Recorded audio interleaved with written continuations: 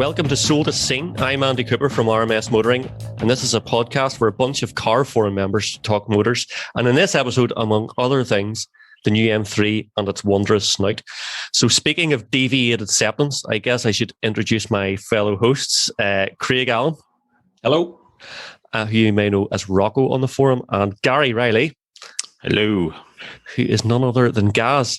Now, no doubt we'll find out more about these chaps later, but thanks for listening. We hope to bring this podcast out monthly-ish and hopefully use the reach of RMS to wangle some interesting guests along to the show, which will kick off next week.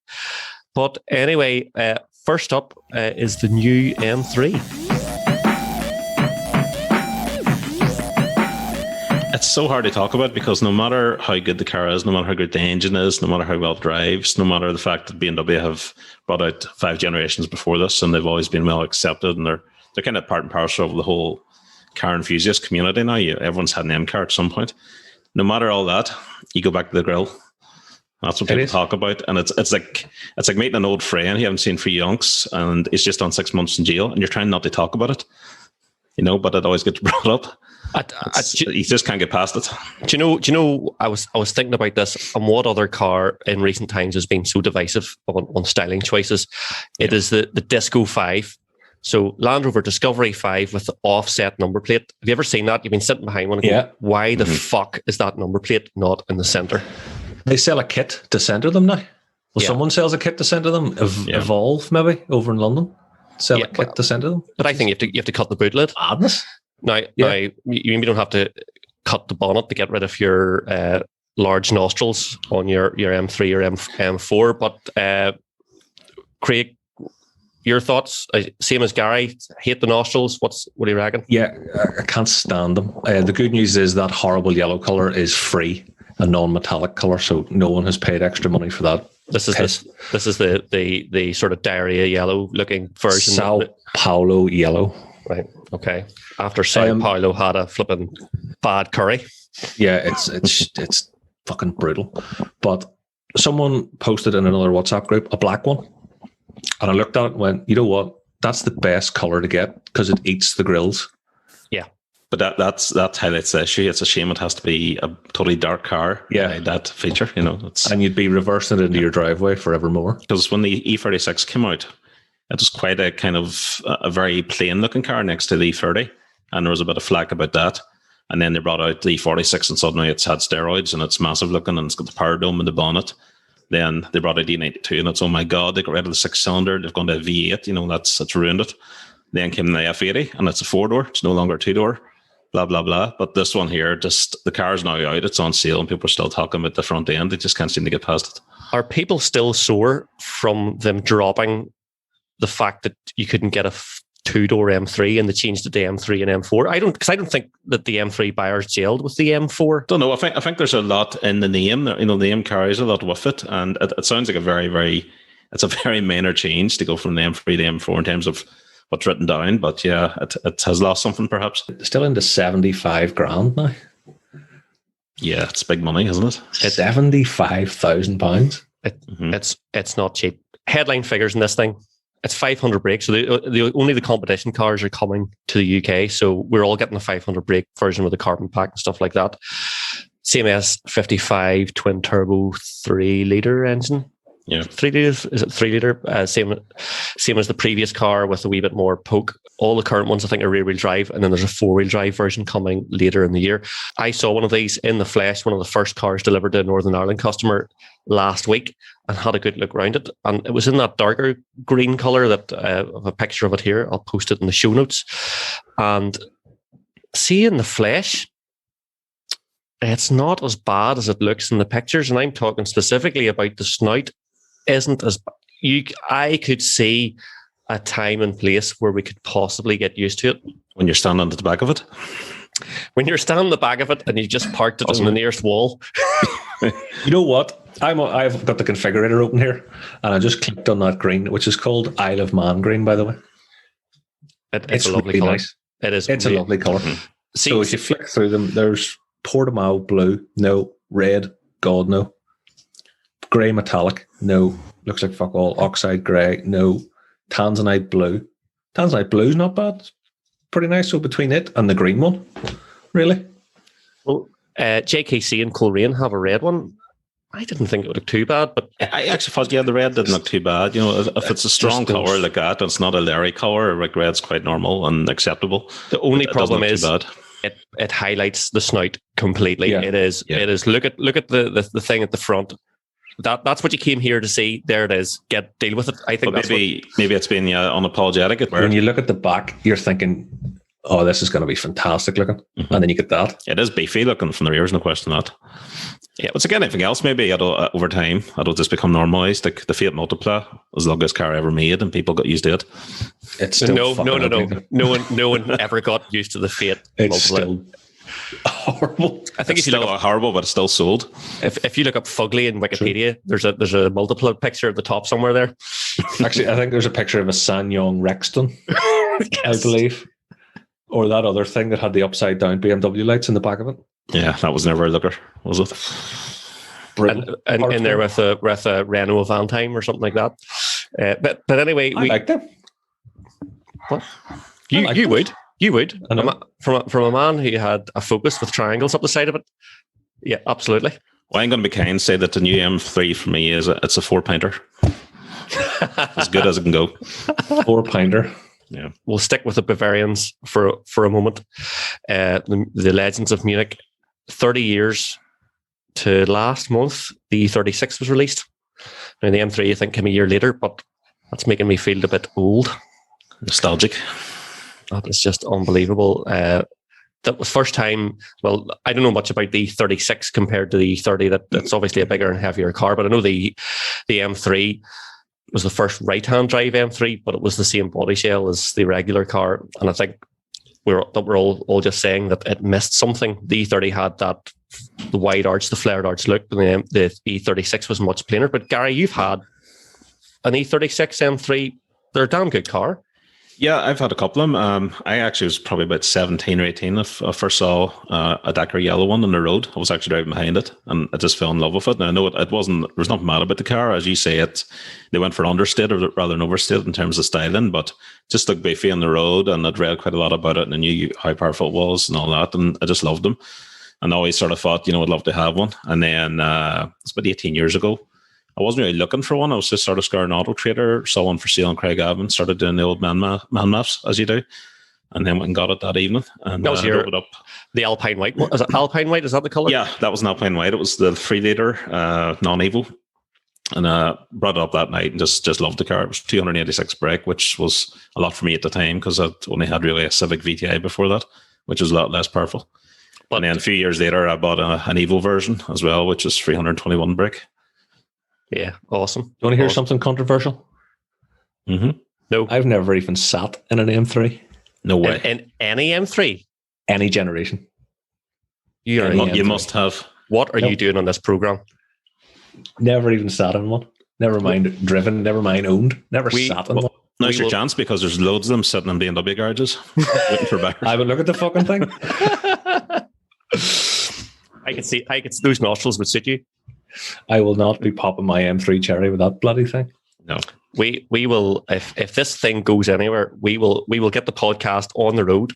I will borrow my brother's E92 and we will take it out and try not to lose the license because that's what M3s are for. Front engine, rear wheel drive, black lines. I'm trying to think back to all the people who I know who have had M3s, and I keep coming back to Chris Burns, and he lives so far away from me that I'm just thinking, no, I've never been in the car with him. And he had a beautiful F80 M3 along with he had a CSL. And he had E36 as well. Chris has had a lot of them. He's had some CV, Chris, Fast and the Furious Live, and of course Top Gear. And speaking of Top Gear, have any of you guys been watching the show? I switched off from Top Gear about 52 years ago when they started going from a serious car show to being Laugh of the Week. Oh, God, no. I suppose you would fucking know Ledmans back to you.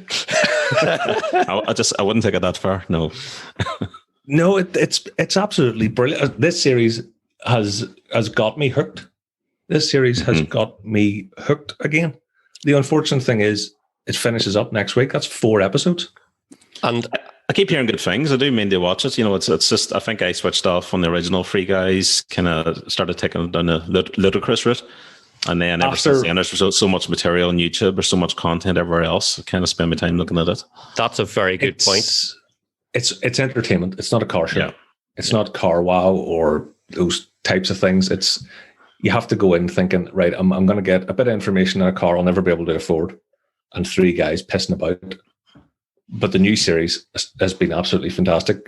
First episode, Dad's Cars, and that was it. It was Dad's Cars and the new Lamborghini hybrid thing, Cyan, which only has a thing called a super capacitor, and the only thing it does is smooth out the gear changes on the massive V12 engine.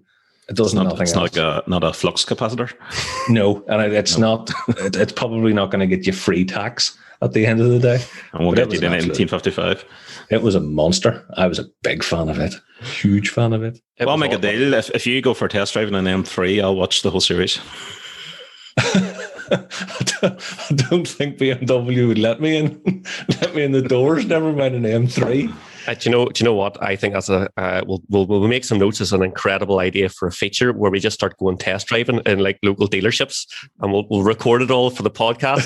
Yeah, record it all secretly. We made 41 attempts. We were turned away from 40. Kia let us in. Like that. I like the Kia Stinger. I'm a fan.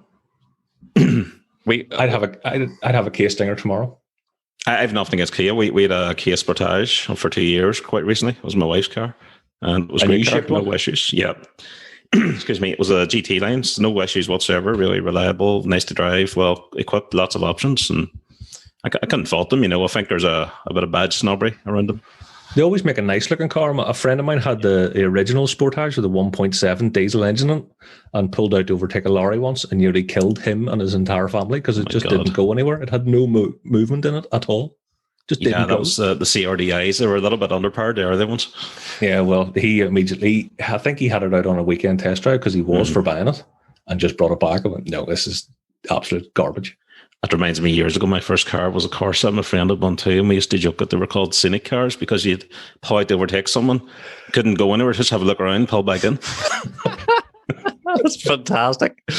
And here, but Kia makes some great. Kia do make great stuff, and I'll tell you where they do is because there's this whole platform share with Hyundai for their electric stuff.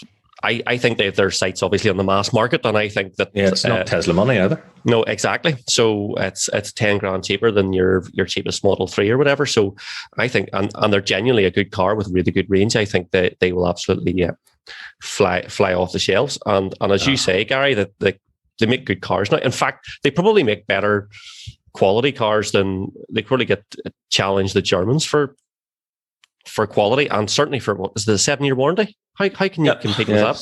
Well, 7 year, 100,000 miles. This is a thing that's bugged me for a while. We can associate German build with quality, but like every Audi owner I've ever known, every BMW owner I've known, there have been lots of issues. It's not to say they're 100% reliable. And I include myself in that. I've been on out of plenty of their garages. I would say the Japanese stuff would fare much better on reliability scores. Yeah. Korean, you racist. Korean. You racist. It's all over that. All over that side. Producer C is just giving me the cut. We'll cut that shit out. all over that side. And just on the subject of Kia, as we were chatting about the new one they're bringing out, which is going to be an electrical vehicle but crazy power, 523 brake horsepower, I think, something like that. It's going to be a great looking thing as well. Yeah, it's up there kind of a Porsche GT3 in terms of your performance, which is crazy for a Kia of any kind. So we have had this conversation offline. We were talking about Kia the other day, and this is a challenge for all of us. Can we name all the current Kia models? Because this is a problem. We don't care. We don't care enough about Kia. A Proceed, an Exceed, a Stinger, Sportage. Was there a Sorento? Is that still going? Kia Sorento, yeah. What's the wee one? It's not the i10. It's their version of the i10. Picanto? The Picanto. Yes. Picanto. I think I win the game of who can name the most Kias. I think if they bring out something that's 550 or 600 brake, we'll take an interest. I think it's exactly like the Stinger. They need to make a statement. They need to have a statement vehicle. That the only thing is, if they bring it out and it looks like that, brilliant, fantastic, the world will go wild. Yeah. But they'll fuck it up and it'll get the edges rounded off and it'll just look a wee bit frumpier. Like every concept car. Like every concept car. You wish someone would just have the balls to go, this is what we wanted to look like. As long as they don't totally bludgeon it, like Toyota did with the Supra. The Supra concept was something special. Yeah. It really was. It's just a BMW, really, isn't it? Yeah. That's a wee bit harsh. Again, I had it on test. That's a really good car. But it's a GT, which the original A80 Supra was as well.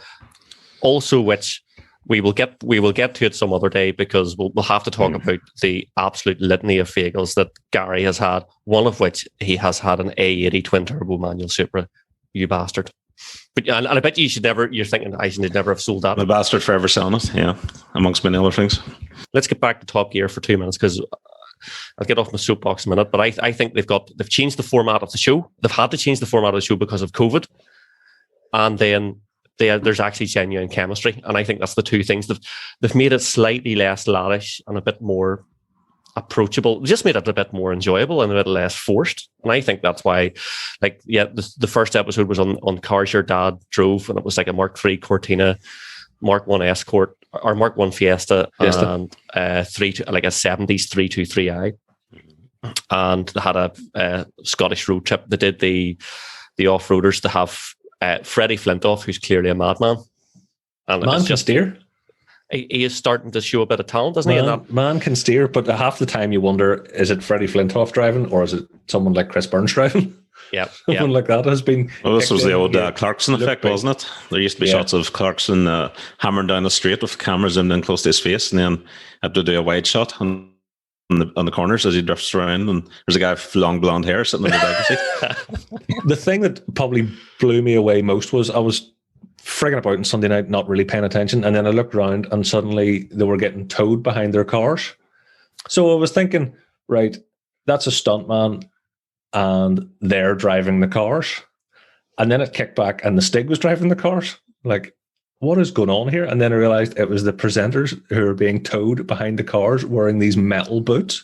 So like, are you mental? It was, and like Freddie got like 94 miles an hour being towed on metal boots on the tarmac. Unbelievable. Madness. Nuts. I really am going to chin in much about it, because I know nothing about Freddie Flintoff apart from his cricketing days. So it sounds interesting. He is getting on rightly. Yeah. Great entertainment.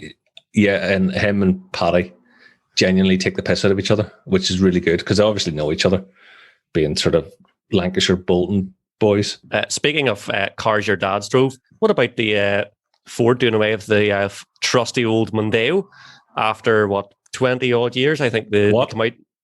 Yeah. Hold on, you can still get a Mondeo. Oh, well, be quick. If you want to get a Mondeo into your driveway, you need to get in there quick, because Ford are doing away with them. I hate. I don't want one. I hate to tell you this terrible news. I'm absolutely amazed you can still get them. I assumed they stopped making them in about 2008. This could be a prime investment opportunity now.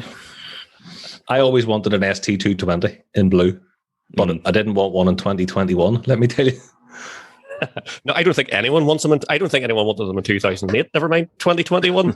And probably part of the reason is I don't think anyone wants a saloon, or God help us, no one wants an estate car anymore. They want frigging crossovers.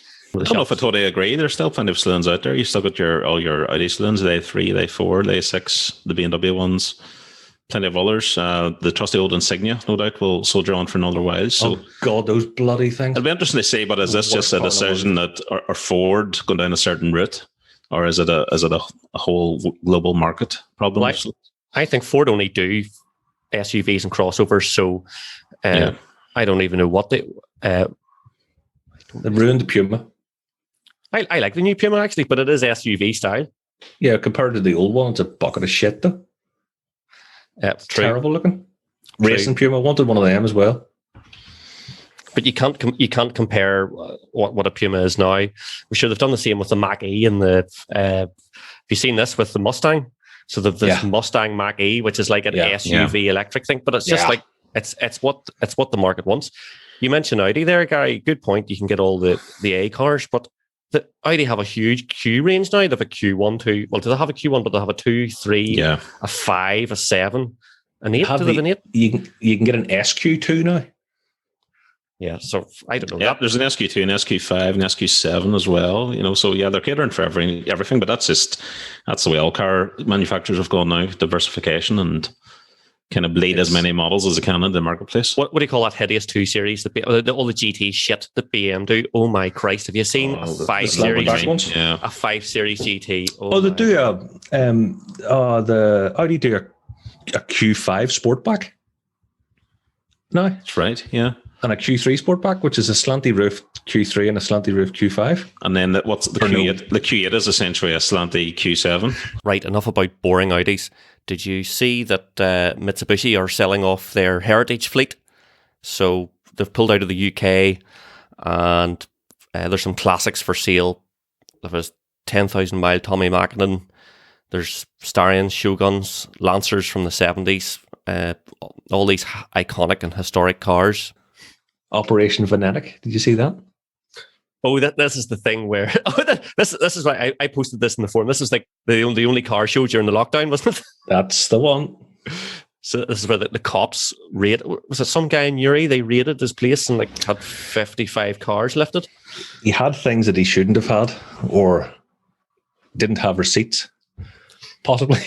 So this was the guy, and he had. Let me go and find this. So I just know I'm going to get these stories mixed up and tell someone that the cops have raided the Mitsubishi Heritage fleet. Fantastic! You never know. And all they found was a custard Nova. Illegal cars. So if you haven't seen this, this is on the BBC website. If you look for Operation Venetic, and this guy's lot was raided, and there's a couple of Evos here. So it's like an Evo 7. There's an Evo 6 Tommy Mac. There's F10 M5, Escort Causey, 350Z. An RS Focus RS, and then like a beautiful. It's like a Nova Sting or something like that there in custard yellow. Lovely. That's probably what he got caught driving. Fastest car there. Some collection of stuff. Unbelievable, as I say. A lot of money's worth, certainly. Probably one of the few places you can actually see a nice collection of things at the moment, because of course we're still not allowed to travel anywhere and have meets and all that shit. But so hopefully one of these will come to a place auction near you soon. There's a few quid's worth sitting there for sure, but I think it is a prime time for me to please not talk about this fucking Yaris again. Fuck you. We're going to talk about the Yaris, right? For everyone who doesn't know, we've been rehearsing this for a while, and I've heard everything there is to hear about this fucking Yaris for like 6 weeks. Look, here, Andy. Here you're getting a Yaris. Go. 260 brake, 4-wheel drive with mechanical limited slip diffs. Homologation special, just like an Evo, just like we all wanted back in the day when you were banger cruising it. You know what I mean? You are Tommy Mackinnon. I am Tommy Mackinnon. That's who I want to be, Tommy Mackinnon. I'm actually excited for Andy, in all fairness, because I really like the fact that Toyota are bucking the trend here, when so many manufacturers now are making their hot hatchers are quite kind of refined and exclusive, and they're getting rid of the wide arches and they're becoming much more slimline and so on. And they're going to 5-door or 4-door format instead. And here's Toyota. You're just going, what the hell? Let's bring it a 3-door. Let's make it wide arch. Let's give it kind of an old school look, an old style handling. Ford can't even make a fucking saloon anymore. Nope. And Toyota just said, to hell with it, throw the rule book out.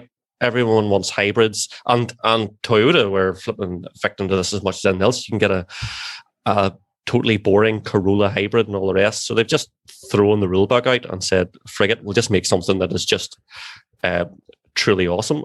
The Supra, whilst as like Andy, E001, you loved it. It came out, I think a lot of people had the expectation that it would be marketed against the GTR and the NSX and that kind of market. It's way down the picking order. It's more like a Cayman and kind of Z4 competitor, if anything. Listen, I know I've taken the piss, and I have been taking the piss for a long time over this Yaris because you've been torturing the shit out of me with the details of it every week and when it's coming and what color and the fact you can get white circuit pack, and you can get 4 18-inch tires in the back of it when you fold the seats down. Yes, that's right. But I love it. I really love it, and I am insanely jealous because, unfortunately, well, prior to Mrs. Rocco seeing the demonstrator, she would have hit me with, it's just a Yaris. And then you have to go, no, it's not just a Yaris, it's Yaris GR. And she doesn't care, it's a Yaris GR. But when she saw the demonstrator, even she went, oh, that's pretty fancy.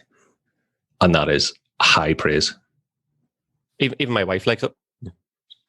The best thing is it's not even really a Yaris, is it? There's so much different underneath from your bog standard Yaris that you see going down the road. It's just a badge. I think, is it the headlights and taillights are the only shared components? Yeah, and probably the switch gear or something like that. Inside is pretty benign. It has like Avensis flipping clocks and stuff like that. But so it looks like a Yaris, but there's so much different underneath. You know, it kind of reminds me a bit of the Escort Cosworth, which, to all intents and purposes, had the Sarah floor pan, I think, or yeah, that's right. Gear or something like that. What's the money on it, Andy? There's the basic car's 30k, the mine's 33.5, but it's $6,000 down and $270 a month, something like that. And that's good money. What else are you going to get? What else are you going to get? It's 260 brake and 4-wheel drive. Well, the competitors are the likes of Golf R and new Golf R. 41 grand. Yeah, exactly. 41,000 before you touch it. Yep. And great car, but I think that it's too much of an everything car. It's too compromised compared to the Yaris, which is built for pure fun and track days, whereas a Golf R is a much broader car. Yeah. But Gary, you're just not going to throw the Golf R around the same way. You've had one of them. A Golf R, yeah. And great cars, you know, that they're like, there's not a lot I can add that hasn't already been said about them, but very much a jack of all trades. I don't think one will grab you in the same way this Yaris will. Never sat in a Golf R either. Got a sheltered life. I know, haven't I? Fucking useless. I know. I'm doing a motoring podcast and I've sat in about 3 cars my entire life. The Hyundai i30N is actually another left field choice. I'd say that's quite a good car, and I think they've just brought out a baby version of that, an i20, but quite a good relationship with our local Hyundai dealership, and should be getting the i30. I'm due to get the i30N Saloon, which is quite a nice looking car. I like those for an article for RMS, but the i20 as well. I'll be interested to see what that's like. The i30Ns are nice, but they're only 2-wheel drive, aren't they? Yeah, only front driver. So it's not going to see which way the GR went. The other car that's supposed to be brilliant, and you mentioned it earlier, Gary, is the new Civic Type R. That Evo reviewed. It's apparently brilliant. I just can't get around the looks. I was a bit like that, and again, it's I kind of respect Honda for doing it because it's the same as what Toyota are doing for the Yaris. They're kind of bucking the trend. They're saying, "What the hell? Let's make it the hot hatch. Let's make it look a little bit wild and a little bit crazy," which is how they used to be. Yeah, I suppose that's. Yeah. But whether their approach works or not, you know, it's down to the individual, I guess. Well, apparently they're fantastic driving things. And again, Honda could always make fantastic front drivers, but I haven't driven one yet. And maybe if I drive one, that'll totally change my opinion and I'll get around the looks. But I tell you what I have driven in the last couple of weeks. I've driven an ordinary one and I've been in a Model S, but I've never driven until recently a Tesla Model 3 Performance. And they are extraordinary. They are, see the way they put the power down is unbelievable. Anything with the equivalent power, 400 or 500 horse and 4-wheel drive or whatever, is going to scrabble about. But because of the torque vectoring and all the rest, like I know I was in a pretty damp road and just launching it from zero, and every last pound-foot of torque and brake horsepower was put onto the road. They're absolutely incredible off the line. But why haven't I bought one? That's what I can't get over. I don't know. I don't know if they generate the same excitement, but maybe that's just the dinosaur in me clinging on the internal combustion engine. Maybe when people switch from horse and cart to the first car, they were saying the same thing. We're going to lose the tactility of the horse. If I had the 6 numbers, and so on. If I had the 6 numbers roll in, it would be a Model S Plaid Plus. That 1,000 horsepower, 200 mile an hour, 0 to 60 in 2 second one. And it's the car you would take to Tesco's. Yeah, exactly. Yeah. It's 130,000, I think. I think if anything, lockdown has taught me the joy of driving again. I'm not doing a commute, working from home. So anytime I am in the car, it's on behind the wheel and it's a real special occasion. And then it's like, I think that's where a Model 3 is the perfect daily. It's the perfect car to, I've got to go and do this shitty run. I've got to drive 100 miles here. At least I'll do it in superb comfort in the Model 3, and we'll be able to overtake a pile of stuff, and it'll be dead easy and all the rest. But it's not the car you get up at 7 o'clock on a Sunday morning to go and drive 50 miles just for the sheer crack and the enjoyment. In the middle of August, 7 o'clock, as you say, the sun's shining. Go out and get some sweaty palms down the back road. Can't see it happening. That's where the GR will come in. I remember last summer or something like that, Pablo in the forum and we took VX220 and I took my Exige, and we did a lap of Loch Ness, the pair of us, early one Sunday morning, and still remember it, one of the best drives of my life, just in a great car. We have brilliant roads here, and an electric car just wouldn't have been the same experience at all. There's no denying the performance credentials that they have, but it still feels very synthetic, a lot of it. And I just think they haven't quite mastered how to get that feel over to the driver and that character over to the driver that we've been getting for years. Andy, did you just say we have the best roads here? No, we have. All right, okay. We don't have the best roads. I know where you're going with this. Stephen Nolan would disagree with you. That's right.